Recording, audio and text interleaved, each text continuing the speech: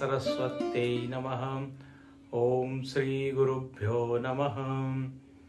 समस्त जन कल्याणे निरतं करुणामयं नमामि चिन्मयं देवं सद्गुरुं ब्रह्मविद्वरम्।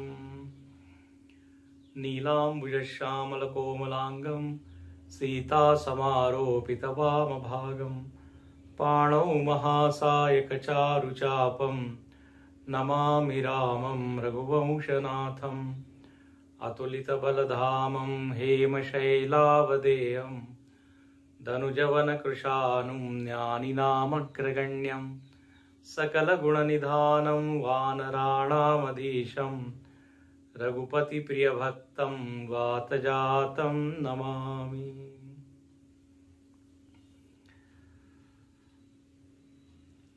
अरण्यकांड के राम गीता के प्रसंग में हम लोग प्रभु श्री रामचंद्र जी और लक्ष्मण जी का संवाद देख रहे हैं, जिसमें लक्ष्मण जी ने बहुत ही सुंदर, बहुत ही गहरे आध्यात्मिक प्रश्न पूछे हैं, जो कि समय समय पर हमारे भी मन में आते रहते हैं। माया को लेकर प्रश्न है, भक्ति को लेकर प्रश्न है। हम लोग ये सब शब्द तो सुनते हैं, लेकिन उसके कुछ मनगढ़ंत अर्थ मान लेते हैं। वो प्रामाणिक नहीं होते, शास्त्र सम्मत नहीं होते। तो यहां पर भगवान स्वयं इन शब्दों के अर्थ बता रहे हैं, और भगवान प्रमाण है। भगवान की वाणी जो है वो इस विषय में प्रमाण है, मतलब जो वो कह रहे हैं वही उसका अर्थ है। तो हम लोगों ने देखा कि प्रारंभ माया के प्रकरण से हुआ। माया का निरूपण किया भगवान ने, क्योंकि लक्ष्मण जी ने प्रश्न पूछा था कि माया किसको कहते हैं, ये आप बताइए। कहु ज्ञान विराग अरु माया। माया के बारे में भगवान ने कहा कि देखिए, दो प्रकार की माया है। एक है अविद्या माया और एक है विद्या माया। पहले जो निरूपण हुआ है वो अविद्या माया का हुआ, जो हम पीछे देख चुके हैं। अविद्या माया किसी वस्तु का नाम नहीं है, किसी व्यक्ति का नाम नहीं है। अविद्या माया गलत अवधारणा का नाम है, गलत समझ का नाम है। मैं अरु मोर तोरते माया। भगवान ने बोला कि अहम के बारे में और मम के बारे में जो भ्रांति है, जो गलत समझ है, बस वही अविद्या माया है। देखिए, अविद्या का अर्थ होता है अज्ञान, और जहां पर अज्ञान है वहां पर सत्य का ज्ञान तो हो नहीं सकता। अज्ञान से भ्रांति का ही जन्म होता है। जब आप किसी व्यक्ति को ठीक से नहीं जानते तो उसके बारे में एक गलत समझ बना लेते हैं, उसी को कहते हैं भ्रांति, भ्रम। तो स्वयं के बारे में हम लोगों ने जो अब तक माना हुआ है वो अध्यात्म की दृष्टि से भ्रांति है। पिछली बार इसके ऊपर चर्चा हो चुकी है। हम अपने आप को देश में, काल में पाते हैं, हम अपने आप को शरीर मानते हैं, जीव मानते हैं। जब वेदांत के प्रकाश में जब हम देखते हैं कि क्या ये जो हमारा माना हुआ जो ज्ञान है वो सही है क्या, तो मालूम पड़ता है वो बिल्कुल गलत है। जैसे किसी को तिमिर रोग हो जाता है, मोतियाबिंद हो जाता है, तो उसको ठीक से दिखाई नहीं देता, वस्तु होती कुछ है, दिखता कुछ है। ऐसे ही अपने बारे में भी हमको एक दृष्टि में रोग हो गया है। तो शास्त्र की दृष्टि से जब हम देखते हैं तो अहम का एक नया परिचय आता है। जो आज तक माना हुआ है वो गलत सिद्ध हो जाता है। इसलिए भगवान इसको कहते हैं अविद्या माया। और ऐसे ही मेरा, जो हम मेरा मेरा करते हैं, ये मेरे के बारे में भी गलत समझ है। जिसको हम मेरा आज कह रहे हैं, कल वो किसी का और किसी और का हो जाता है, तेरा हो जाता है, उसका हो जाता है। कल वो चीज उसकी थी, आज मेरी हो जाती है। तो किसको कहेंगे ये मेरा है, तेरा है? ये बदलते रहता है। कंकड़ चुनी चुनी महल बनायो, लोग कहे घर मेरा, ना घर मेरा ना घर तेरा, चिड़िया रे न बसेरा। घर बनाते हैं, कई लोग कहते हैं मेरा है, लेकिन उस घर को क्लेम करने वाले लोग बहुत हैं, कहते हैं मेरा है। देखिए, मेरा जब हम कहते हैं मम, यहां पे इसको लिखा है मोर, मेरा कहने का अर्थ होता है कि जिस पर मेरा अधिकार हो, उसी को हम कहते हैं मेरा। मेरा घर है मतलब इस घर पे मेरा अधिकार है। मेरी गाड़ी है मतलब मेरा अधिकार है, उसको कब मैं चलाऊं, कब बंद करूं, कहां ले जाऊं। ये जो मम है ये अधिकार का द्योतक है। यदि किसी व्यक्ति ने हमारे घर की ओर नजर उठाकर देख ली तो हम तुरंत कहते हैं मेरा घर है, हु आर यू। अच्छा, मेरा घर है मतलब क्या? हम जब चाहे उसमें से आ सकते हैं, जा सकते हैं, ताला लगा सकते हैं। तो हम कहते तो हैं मेरा, लेकिन जिन जिन चीजों को हमने मेरा कहा है, क्या वास्तव में उस पर अपना पूरा अधिकार है क्या? इसके ऊपर चिंतन करना चाहिए। सबसे निकट की वस्तु है शरीर, इसको हम मेरा कहते हैं, लेकिन कितना अधिकार है? ये शरीर हमसे पूछ के तो बड़ा नहीं होता, हमसे पूछ के रोगी नहीं होता, हाँ, हमसे पूछ के मरता नहीं है, वो अपना चलते रहता है। हम लाख उसको पकड़ने की कोशिश करें, उसके ऊपर अपना वश होता नहीं। तो कैसा कह सकते हैं मेरा है? तो जब विचार करते हैं तो मालूम पड़ता है ये मैं और मेरा, ये सब केवल एक कल्पना है,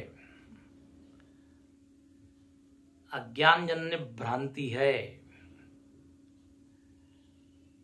इसलिए इसको अविद्या माया कहा। कितनी चीजें हैं जो बदलती रहती है, आज मेरी है कल तेरी हो जाती है। इससे सिद्ध होता है कि यहां मेरा कुछ है नहीं। तो ये अविद्या माया का वर्णन हुआ। और कहते हैं इस अविद्या माया के कारण ही व्यक्ति परेशान होता है। इसको दुष्ट लिखा है। ये माया कैसी है, आगे लिखते हैं चौपाई में, एक दुष्ट अतिशय दुख रूपा, परेशान करने वाली है।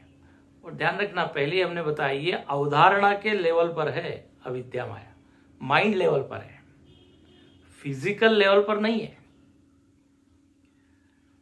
तो यदि मन बदल गया, भ्रांति चली गई, तो अविद्या माया चली गई। तो ऑपरेशन कहाँ करना है? बाहर नहीं करना है, मन का ऑपरेशन करना है, वृत्ति को बदलना है। वास्तव में मैं कौन हूं और वास्तव में मेरा क्या है, इसके ऊपर मंथन करना है। यदि ये मंथन नहीं होता तो यहां लिखते हैं जा बस जीव पराभव कूपा। इस माया के चलते व्यक्ति भवकूप में गिर जाता है। भवकूप, कूप मतलब होता है कुआं। ये कुआं एक ऐसी चीज है, यदि उसमें कोई गिर जाए, भले ही उसको तैरना आता हो, लेकिन वो अपने आप से बाहर आ नहीं सकता। वो ज्यादा से ज्यादा ऊपर ऊपर तैरता रहेगा, लेकिन कितनी देर तैरेगा? कुएं से निकलने के लिए तो कोई चाहिए जो ऊपर से रस्सी डाले और खींच के हमको निकाले। ये संसार को कुएं की उपमा दी है कि जब तक अज्ञान रहेगा, जब तक अविद्या माया के छाया में हम रहेंगे, तब तक इस भवकूप में पड़े रहेंगे। मतलब छटपटाते रहेंगे, परेशान रहेंगे, ना आंख नाक कान सब जो पानी जाते जाएगा, और हम चिल्लाएंगे कि भाई बचाओ बचाओ। इसका सीधा अर्थ है भवकूप में जाना मतलब दुखी रहना। जब तक अविद्या माया है तब तक दुख की निवृत्ति नहीं है, ये कहना है। तो एक दुष्ट अतिशय दुख रूपा जावस जीव पराभव कूपा। कभी कभी इसी संसार को उपमा दे दी जाती है भव सागर, समुद्र की तरह है। कभी कभी रोग बोल दिया जाता है इसी को, भव रोग। भव का अर्थ होता है बनना, होना। जैसे हम कहते हैं ना चिरंजीवी भव, दीर्घायु भव। तो हम लोगों के भीतर एक वृत्ति है कि ये बनेंगे वो बनेंगे, तब जाके हमारे जीवन में पूर्णता आएगी, संतुष्टि आएगी। कुछ भी बन जाओ, वहां से दूसरी चीज दिखती है कि अरे नहीं नहीं, जो चीज हमको बहुत बड़ी लगती थी कि ये उपलब्धि हासिल करने के बाद अब कुछ नहीं रहेगा, बस हो गया, वहां पहुंचने के बाद बड़ी ठीक ठाक ही लगती है। हाँ, इसमें क्या बड़ी बात है। अब वहां से और दूसरी चीज दिखती है, नहीं नहीं अब वो करेंगे, वहां जाएंगे, वो बनेंगे, तब पूर्णता है। इस तरह ये सिलसिला चलते ही रहता है। इसी को कहा है भवसागर, भवकूप, भवरोग। तो ये अविद्या माया की सारी करामातें, अविद्या माया के चंगुल में हम फंस गए। इसलिए जहां असली सुख है वो हम देख नहीं पाते, हमारा असली स्वरूप जो है वो पहचान नहीं पाते। तो ये तो हुई अविद्या माया। दूसरी माया क्या है? तो दूसरी माया का वर्णन यहां करते हैं। कहते हैं गो गोचर जह लगी मन जाई, सो सब माया जाने हूँ भाई।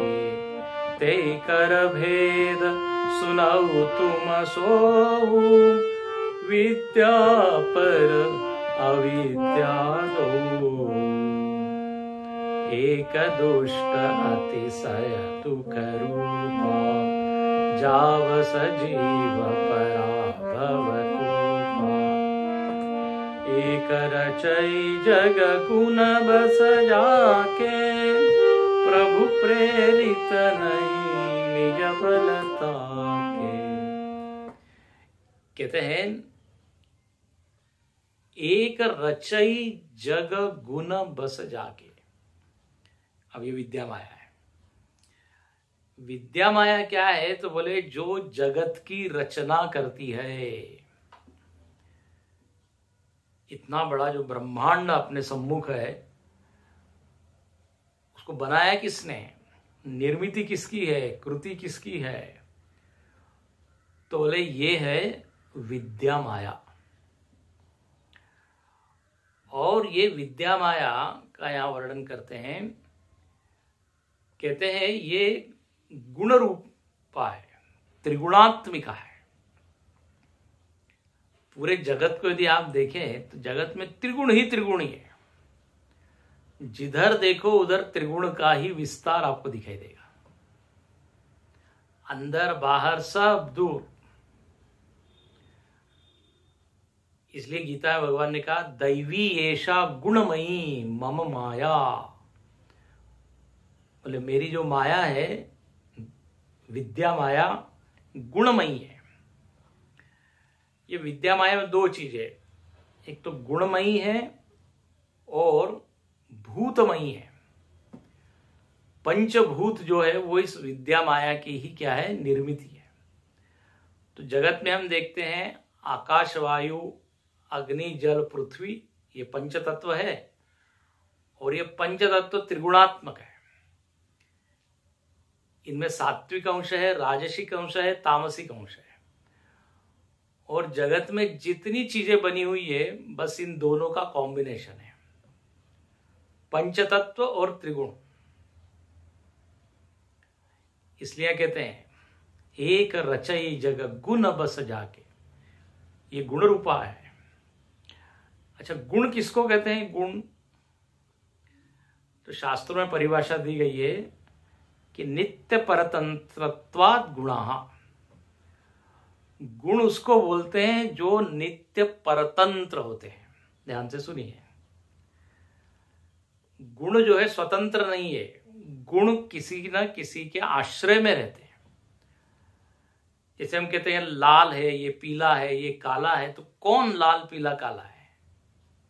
हाँ, ये शर्ट लाल है, ये पेड़ हरा है, ये फूल लाल है। तो उसका एक गुण का एक आधार होता है। ये मीठा है तो बोले कौन? ये तो मिठाई मीठी है, हलवा मीठा है, मिर्च तीखी है। तो गुण किसी के ऊपर निर्भर रहते हैं, स्वतंत्र नहीं है। इसलिए यहां पर लिखते हैं कि ये विद्या माया प्रभु प्रेरित, भगवान पर आश्रित है। ये स्वतंत्र रूप से काम नहीं करती। मयाध्यक्षेण प्रकृति सूयते स चराचरम, गीता में भगवान कहते हैं मेरी अध्यक्षता में ये प्रकृति या ये माया काम करती है। मैं जब ऑर्डर देता हूं तब ये सृष्टि बनाती है, मैं जब आदेश देता हूं तो ये सृष्टि का लय करती है। इसलिए विद्या माया का वर्णन है उद्भव स्थिति संहार कारिणी क्लेशहारिणी सर्वश्रेयस्करी। ये विद्या माया उद्भव स्थिति संहार करने वाली है जगत का। और याद रखना, ये विद्या माया बिल्कुल समस्या क्रिएट नहीं करती। समस्या वाली चीज तो अविद्या माया है। बने हुए जगत में जो हम मैं मेरा करके बैठे हैं उसके कारण समस्या है, जगत के कारण समस्या नहीं है। यह अवधारणात्मिका जो माया है, अविद्या माया, वो समस्या है।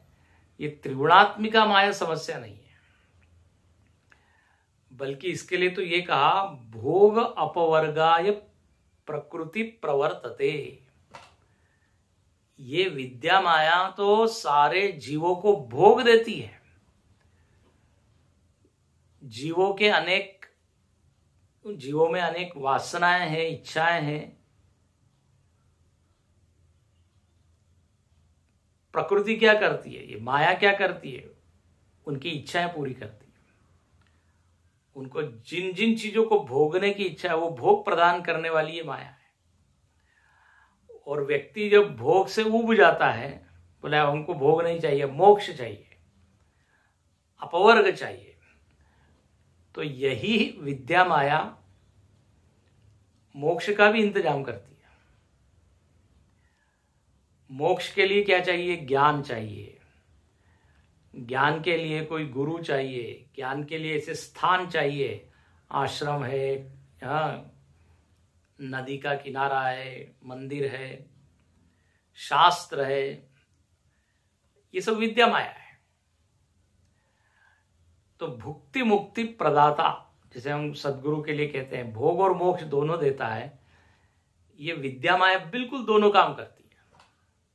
इसलिए पतंजलि जी ने कहा है भोग और मोक्ष देने वाली जो है वो प्रकृति है, उसको प्रकृति कहते हैं या विद्या माया कहते हैं। और यह इस पूरे ब्रह्मांड को बनाती है। और गोचर जहां लगी में न जाए, जहां जहां तक इंद्रियां जा रही है और इंद्रियों के विषय है, वो सब ये विद्या माया है। तो ये विद्या माया एक मानो की स्टेज देती है, एक मंच देती है, जिस पे सारे जीव अपने भोगों का क्षय कर सकते हैं, वो साधक बन सकते हैं, मोक्ष को प्राप्त कर सकते हैं। इसलिए आप देखते हैं ये पंच महाभूत सतत हमारी सेवा कर रहे हैं, हमको जो चाहिए वो प्रदान कर रहे हैं। तो एक रचई जग गुण बस जाके, और प्रभु प्रेरित नहीं निज बलता के। देखो स्पष्ट लिखा है, निज बल नहीं है, अपने मन से ये काम नहीं कर सकती। इसका कोई ना कोई स्वामी है, कोई ना कोई प्रेरक है। इसलिए विद्या माया और प्रभु, इनमें जो संबंध है वो प्रेरक प्रेरित का है। भगवान प्रेरणा देते हैं, विद्या माया प्रेरित होती है, वो काम करती है। इसी को महर्षि वेदव्यास जी ने मानवीकरण किया। हाँ, शंकर जी प्रेरक है, पार्वती जी प्रेरित है। ये जो शक्ति शक्तिमान का जो जोड़ा है वो यही है। तो इस तरह यहां पर बहुत थोड़े में 4 पंक्तियों में माया का वर्णन हो गया। अब बोले दूसरा प्रश्न है, उसका उत्तर दीजिए। कुल मिला के 5 प्रश्न किए हैं। भक्ति क्या है, वैराग्य क्या है, ज्ञान किसको कहते हैं, माया किसको कहते हैं, और ईश्वर और जीव का भेद क्या है। तो अब बताते हैं, ये बहुत ही सुंदर है।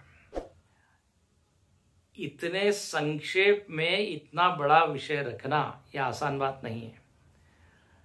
ब्रह्म ज्ञान किसको कहते हैं, एक चौपाई में रख दिया है।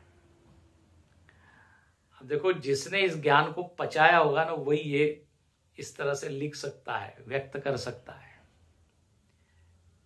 एक पंक्ति में ज्ञान क्या है और दूसरी पंक्ति में वैराग्य क्या है। ये 2 प्रश्नों के उत्तर हो गए।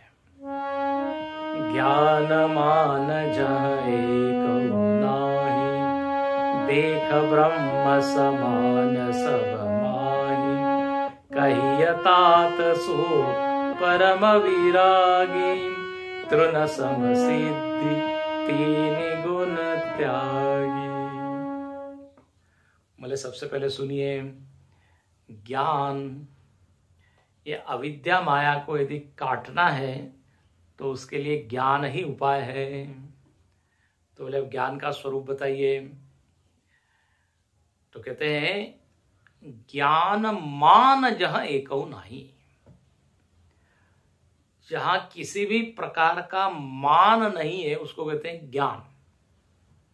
देखो कितना सुंदर शब्द है, जहां मान नहीं वहां ज्ञान। तो एक तो ये, और चौपाई के आगे की अर्धाली में क्या बताया, देख ब्रह्म समान सब माही, जो सबको ब्रह्म रूप ही देखता है, बस बोले वो ज्ञानी है। तो स्वयं में कोई मान नहीं और बाहर एक ब्रह्म का दर्शन, बस यदि ये जीवन में उतर जाए तो बोले आप ज्ञानी हो गए। प्राय हमको लगता है ज्ञानी मतलब कौन, जो बहुत श्लोक याद करे वो ज्ञानी, बहुत पुस्तकें लिखे वो ज्ञानी, जो बहुत अच्छा प्रवचन करे वो ज्ञानी। नहीं नहीं, यहां पे बिल्कुल अलग है।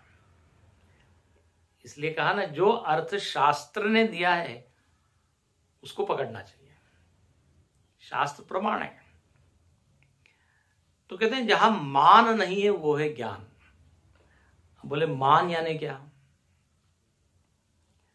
तो कहते हैं मीयते अनेन इति मानम। मान का सीधा अर्थ होता है मानना। कुछ न कुछ हम अपने आप को मानते हैं।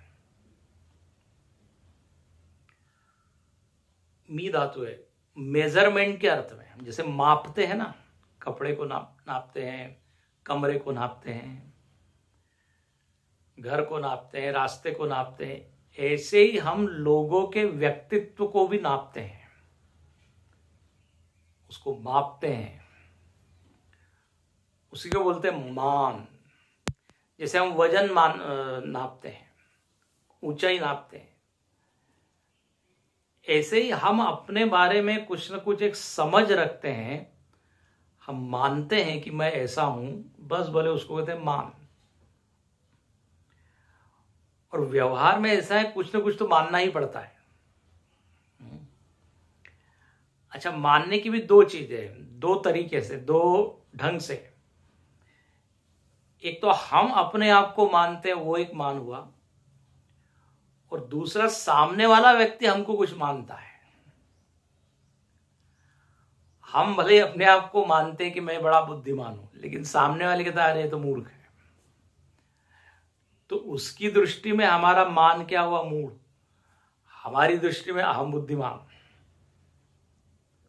होता है नहीं है? तो हमारी अपने बारे में एक छवि है, एक इमेज है, और दूसरे की नजर में भी हम कुछ हैं, तो इसको बोलते हैं मान। जब हम अपना परिचय देते हैं, कोई फॉर्म भरना होता है, तो उसमें भी क्या है, हम मान का ही वर्णन करते हैं। मैं ऐसा हूं, ऐसा हूं, ऐसा हूं, मैं इंजीनियर हूं, मैं पिता हूं, मैं कवि हूं, ये मान है।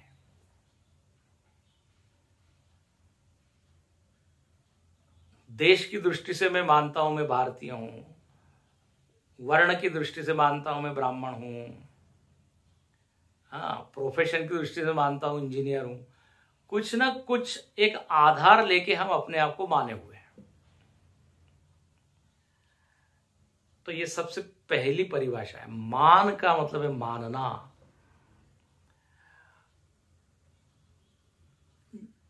मैं विनयी हूं, ये भी एक मान है। मैं दुष्ट हूं, ये एक मान है। अच्छा, जब हम अपने को जरा ज्यादा करके मानते हैं तो उसी को बोल देते हैं अभिमान। ये विषय कई बार हम पहले बता चुके हैं। जितना हम हैं, जैसे हम हैं, उससे ज्यादा जब हम अपने आप को मानते हैं, नापते हैं, तो अपने भीतर आ जाता है अभिमान। मैं बड़ा शक्तिशाली हूं। थोड़ी सी शक्ति है, लेकिन ये मानना कि मेरे से बड़ा कोई शक्तिशाली नहीं है, ये अभिमान। अच्छा, और जब सामने वाला हमको जितना हमने माना है उससे ज्यादा मानता है, तो हमको सम्मान की अनुभूति होती है। हम जब किसी का सम्मान करते हैं, मतलब क्या, उसको जरा ज्यादा करके मापते हैं। कोई कवि है, लेकिन हम कहते हैं बस कालिदास जी के बाद आप ही हुए, तो वो क्या फील करेगा? अरे बड़ा सम्मान कर रहा है। और जितना उसने माना है उससे भी कम करके हमने नापा, तो हो जाता है अपमान। मैं कुछ मानता हूं और सामने वालों कुछ मानता ही नहीं है, वो देखता तक नहीं है। उसको ना कुछ कुर्सी देता है, ना कुछ हार पहनाता है। अब इसको लग रहा है कि मैं तो अधिकारी हूं सम्मान का, मुझको ये कुर्सी मिलनी चाहिए, ये जगह मिलनी चाहिए, लेकिन सामने वाले ने वो दिया ही नहीं। तो हम क्या बोले, अरे हमारा इंसल्ट कर दिया तुमने। तो सब ये मान के ही विविध रूप है, अपमान, सम्मान, अभिमान। यहां पर बहुत बढ़िया बात की, बोले ये जो जिसको ज्ञान हो गया है वो अपने आप को इस तरह कुछ मानता ही नहीं है। वो कहता है ये जितने भी मान है ये सारे मान झूठे हैं और ये मेरा असली स्वरूप नहीं है, किसी न किसी के अपेक्षा में है। मैं तो निरपेक्ष सत्ता हूं, आपेक्षिक सत्ता नहीं हूं। आत्मसत्ता को किसी की अपेक्षा की जरूरत नहीं है। चैतन्य है वो निरपेक्ष है, एब्सोल्यूट है। देखो जहां हमने कोई ना कोई उपाधि धारण की वहां क्या आ जाएगा, मान आ जाएगा। तो मान नहीं है मतलब निरुपाधिक है, किसी भी उपाधि को वो सत्य मानता नहीं, उपाधि से वो जुड़ता नहीं। उपाधि से जहां हम जुड़े कि कुछ न कुछ मान आ जाएगा, मैं साधक हूं, अब ये भी एक मान है। साधना से जुड़ के जब मैं अपने आप को नापता हूं तो मैं साधक हो जाता हूं। किसी कर्म विशेष से अपने आप को जोड़ता हूं तो मैं पुण्यात्मा, धर्मात्मा। तो इन सब चीजों को, आधारों को हटाकर जब मैं अपने आप को देखता हूं और ये मेरे में पक्की समझ होती है कि यही मैं हूं, तब कहते हैं ये है ज्ञान। तो मान नहीं है।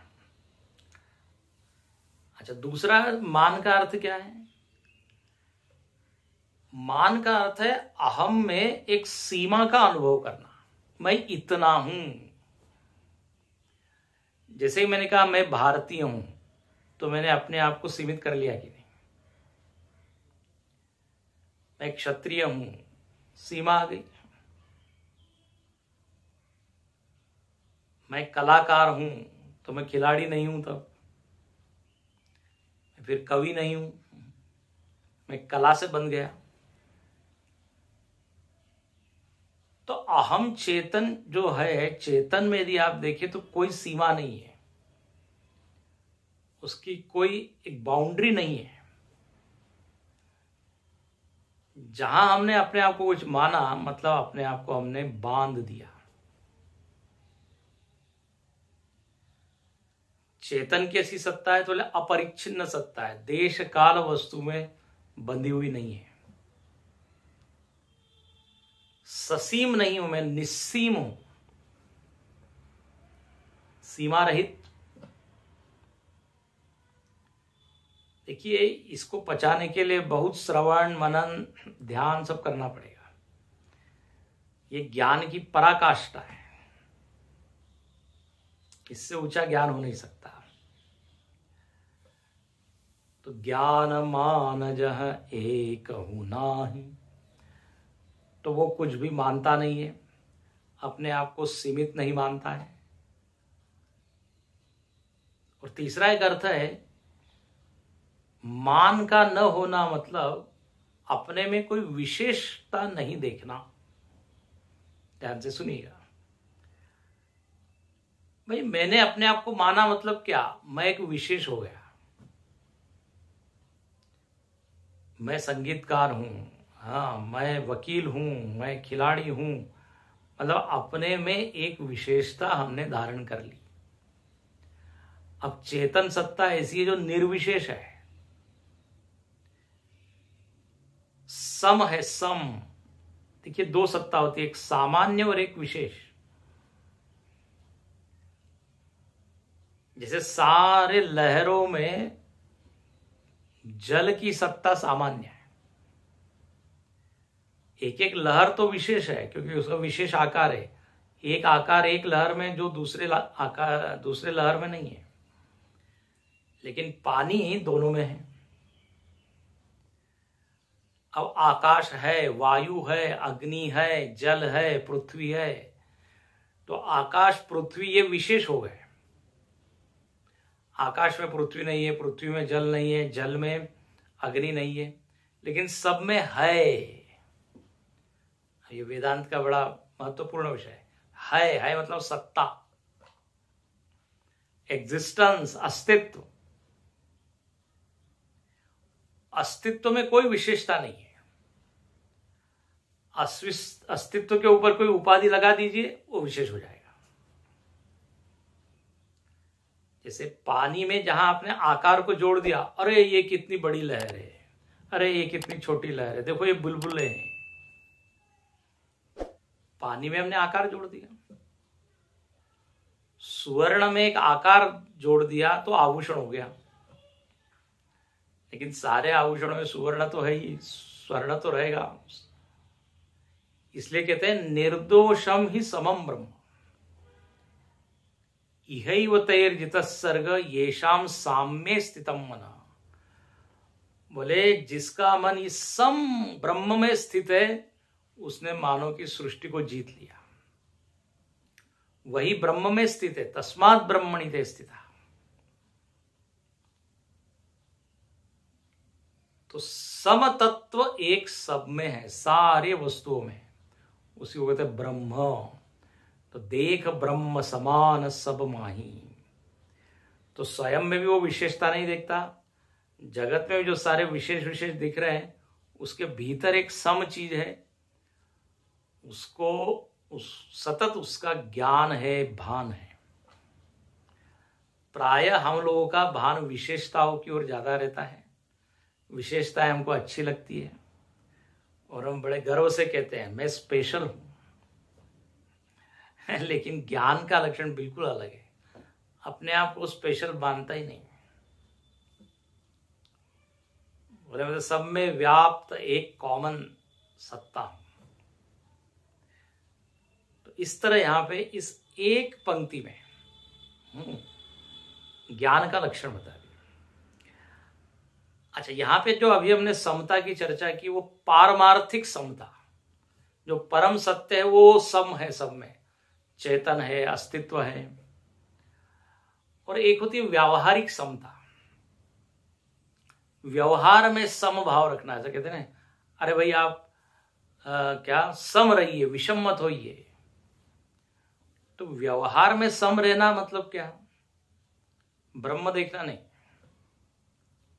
व्यवहार में सम रहने का अर्थ है निष्पक्ष रहना, किसी एक का पक्ष लेना नहीं। जैसे माता कहती है कि मेरे लिए सारे पुत्र समान है, मतलब क्या? किसी एक को मैं ज्यादा दे रहा हूं, ज्यादा ध्यान दे रही हूं, एक के ऊपर कम, ऐसा नहीं, सब के ऊपर समान ध्यान है, पक्षपाती नहीं। तो व्यावहारिक समता एक अलग होती है, प्राय लोग उसको ही ज्यादा ध्यान रखते हैं। लेकिन जो गहरी समता है वो क्या है? एक ब्रह्म को देखना। चींटी में भी वही है और ब्रह्मा जी में भी वही है, पापी में भी वही है और पुण्यात्मा में भी वही है। विद्या विनय संपन्ने ब्राह्मणे गवि हस्तिनी सुनिचैव श्रपाके च पंडिता समदर्शिना। तो ये यहां पे जैसे हम अपने पूरे शरीर में एक मैं हूं ये देखते हैं, सिर में भी मैं हूं, पैर में भी मैं ही हूं, समभाव। सिर में ज्यादा हूं और पैर में कम हूं, ऐसा नहीं। तो पारमार्थिक समता है। और यहां पे व्यावहारिक समता भी है, सारे अवयवों में मैं निष्पक्ष हूं, एक को पक्ष मतलब पक्ष लेता हूं एक का, ऐसा नहीं। बाएं हाथ को ज्यादा प्रेम कर रहा हूं, दाएं हाथ को नहीं, ऐसा नहीं। नहीं, मैं सिर को ज्यादा प्रेम करता हूं, पैर को नहीं। क्यों? और पैर तो जमीन पे चलते हैं, ऐसा नहीं है। बस यही दृष्टि पूरे ब्रह्मांड में उसकी है। तो इस तरह यहां पर ये बहुत संक्षेप में ज्ञान का वर्णन हुआ। तो माया क्या है उसका वर्णन हुआ। माया के दो भेद बता दिए, अविद्या माया, विद्या माया, दोनों का स्वरूप बताया। एक मन के स्तर पर है, एक भूत के स्तर पर है। फिर ये अविद्या माया कैसे कटेगी, तो बोले ज्ञान से। ज्ञान का क्या स्वरूप है वो बताया। अब ये ज्ञान सबसे ऊंचा ज्ञान है, इसको प्राप्त करने के लिए अधिकार लगता है, उसको कहते हैं वैराग्य। बिना विरक्ति के ये इतनी ऊंची दृष्टि प्राप्त नहीं कर पाते, इसलिए आगे वैराग्य का वर्णन है, वो हम देखेंगे आगे अगले प्रवचन में। ओम पूर्णमद पूर्णमिदं पूर्णात् पूर्णमुदच्यते पूर्णस्य पूर्णमादाय पूर्णमेवावशिष्यते। ओम शांति शांति शांति। हरि ओम। श्री गुरुभ्यो नमः। हरि